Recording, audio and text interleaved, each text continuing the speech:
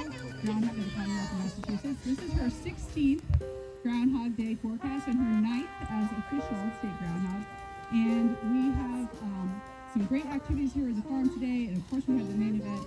We're going to have a few folks share their excitement for this day, what it means to us here at Mass Audubon, and for protecting nature across the Commonwealth. So we'll start off with Mass Audubon President David O'Neill. Thank you, Renata. Hey everybody, what a fun day. Excellent. Welcome. This is absolutely an enjoyable day. I just wanted to introduce a few people to kick this off. First of all, we are thrilled and honored to have Governor Maura Healey join us today. Spectacular. Alongside Senator Michael Barrett, who's with us as well. Thank you.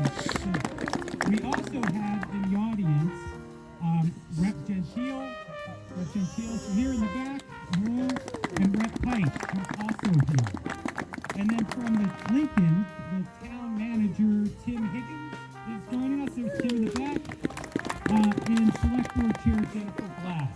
Hi, Jennifer. Great to see you. Look, I don't know if you all know this, but the story of Miss G is one of a group of young kids, first graders in Wellesley, who joined together to pass legislation to create Groundhog Day in Massachusetts. What they wanted was their own furry local weather forecaster in the Commonwealth. And they did this with the help of Rep. Pike in the back here, who carried the legislation that was developed by these first graders that ended up creating Miss G as the Commonwealth groundhog. So thank you, Representative. So for 16 years we've been celebrating this in large part because a group of young people got together and said, we can affect change. We can actually take action to create change in the Commonwealth and to raise awareness around the environment and raise awareness around the weather. And that's what this event is also about. It's also about raising awareness around climate change and the impacts of climate change on habitats that affect critters like Miss G. So there'll be a series of other conversations today to talk about climate change and the things that we can do as individuals, as organizations, collectively, and working with our elected officials to make real change. I'm very fortunate to be able to be the president of Mass Audubon. 160,000 members, 41,000 acres of land protected across the Commonwealth, and we work very closely with the legislature and the governor's office to help them advance really important legislative actions. And we're thrilled today to have two champions for climate action with us, including Senator Barrett, who has written the last three most impactful climate bills in the legislature that are now law. So with that, let me turn it over to Senator Barrett. Thank you, David. In the legislature, we use the verb write very loosely. I'm delighted to be here to introduce Governor Healey. As many of you know, the governor is the first attorney general in modern history to ascend to the governor's chair. And not entirely by coincidence, she is also the governor-elect, and now the governor, most committed to climate of any in recent memory. We are so grateful to you.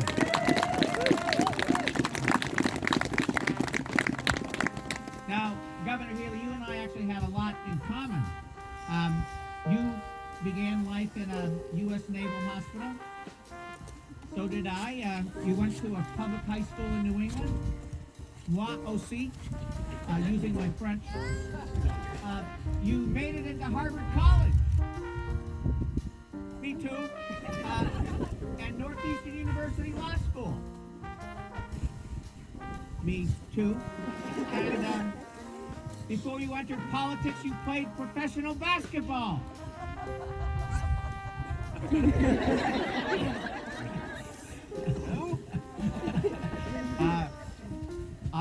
I want you to know that what is the case is that I have been active on climate, and Governor Healey comes to the issue of the environment, open space, and climate with an incredible track record because when she was elected Attorney General, she effectively became managing partner of a public interest law firm of considerable size.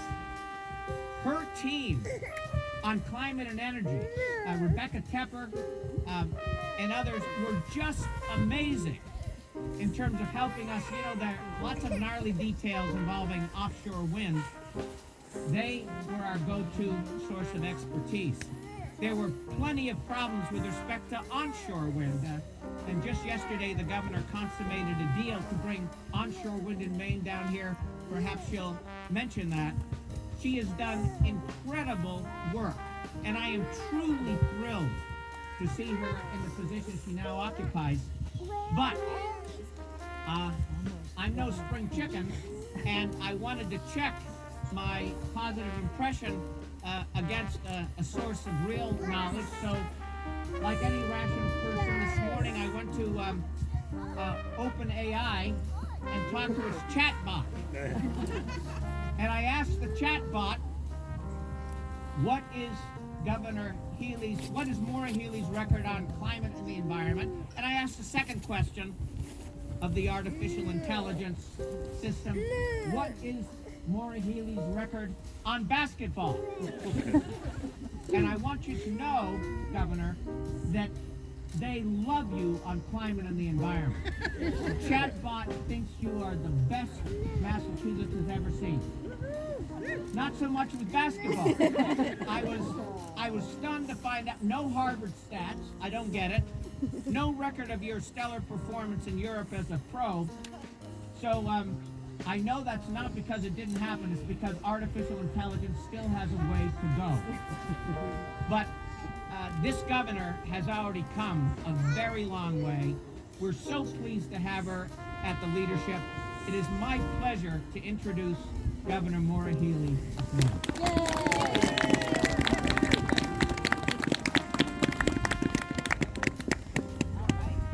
Hi, good morning, everybody. I was just getting instructions from Renata about what's going to happen. Kids, are you freezing?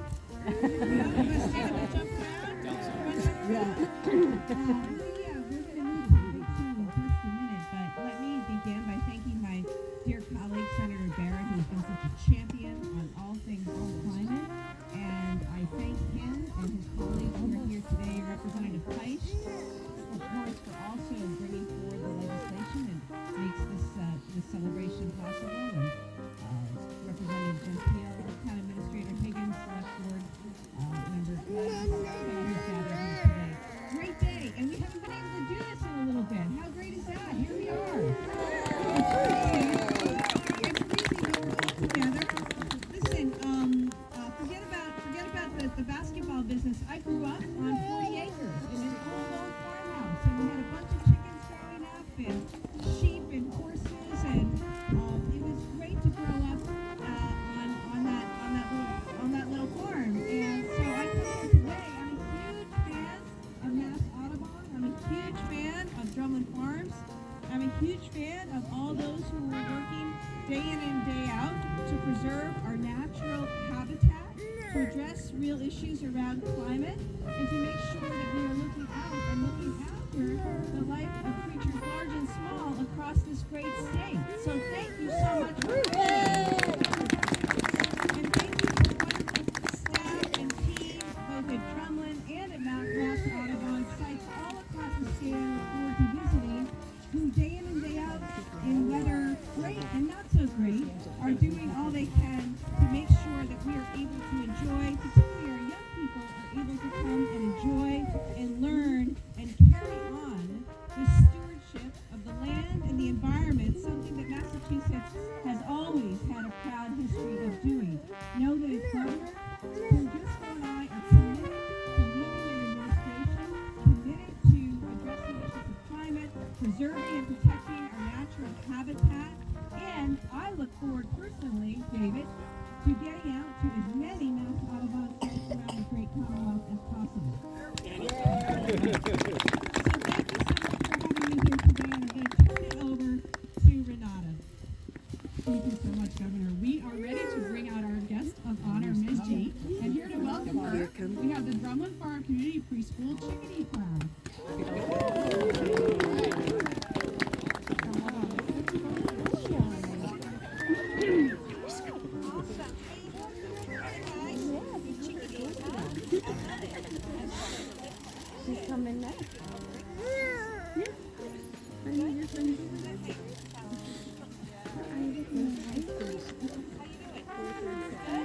And along with our chickadees, we have Miss Jean. So you see Miss Jean? We already have some treats out here for Miss Jean. She loves her. What do we see in her enclosure? You know that veggie? Kale! Yes, one of her favorites. And Flavio is now putting out her absolute favorite. Sweet potato. What does that look like? Sweet potato is right. Oh, sweet potato. So we're gonna let her come out. She'll probably sniff around, explore a little bit. Hopefully she won't be too shy. Oh, she is looking at